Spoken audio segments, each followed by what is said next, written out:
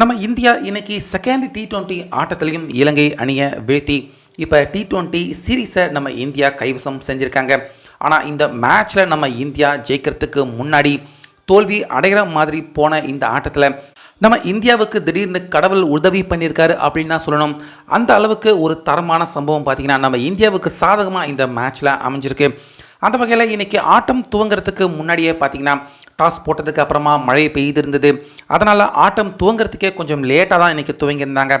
அந்த வகையில் டாஸ் ஜெயிச்சு நம்ம இந்தியா ஃபஸ்ட்டு இலங்கை அணியை பேட்டிங் பண்ண வச்சாங்க.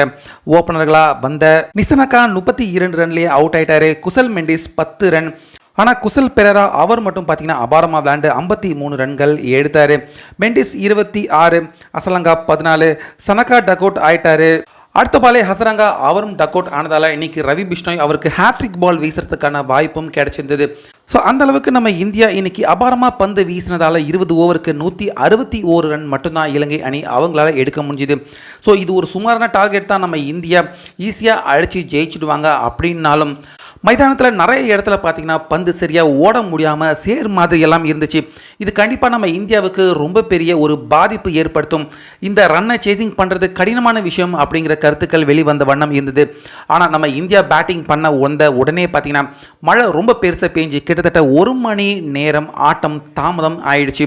இதனால் கிட்டத்தட்ட பார்த்திங்கன்னா 12 ஓவர்கள் குறைக்கப்பட்டிருந்தது. இது யாருமே பார்த்திங்கன்னா எதிர்பார்க்காத ஒரு விஷயம்தான்.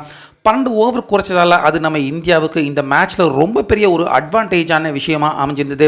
48 பந்துக்கு, அதாவது 8 ஓவருக்கு 78 ரன் எடுத்தால் போதும் நம்ம இந்தியா வெற்றி அப்படிங்கிற இலக்கு நம்ம இந்தியாவுக்கு கிடைச்சிது. ஸோ இந்த வாய்ப்பை அப்படியே பயன்படுத்திக்கிட்டு நம்ம இந்தியா பார்த்திங்கன்னா SSC ஜெய்ஸ்வால் ஆரம்பத்திலிருந்தே வழக்கம் போல் அவர் ஜெட் ஸ்பீடில் நம்ம இந்திய அணியின் ஸ்கோரை உயர்த்தினார்.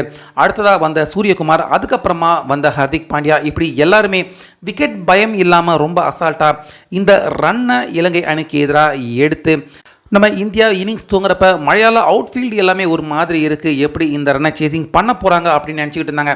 ஆனால் மழை இன்னும் அதிகமாக பேஞ்சு கடைசியாக ஓவர்கள் குறைக்கப்பட்டு விக்கெட் பயம் இல்லாமல் இந்த மேட்ச்சை நம்ம இந்தியா விளையாண்டதால் ஒரு ஈஸியான வெற்றி இந்த மேட்ச்சில் நம்ம இந்தியாவுக்கு கிடச்சிருக்கு.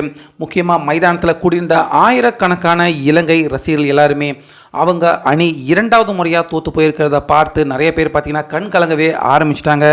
ஸோ அந்த வகையில் 3 ஆட்டங்கள் கொண்ட T20 சீரீஸில் நம்ம இந்தியா இப்போ 2-0 அப்படின்னு இந்த T20 சீரீஸை கௌதம் கம்பீர் அவருடைய தலைமையில் முதலாவது முறையாக ஜெயிச்சிருக்காங்க.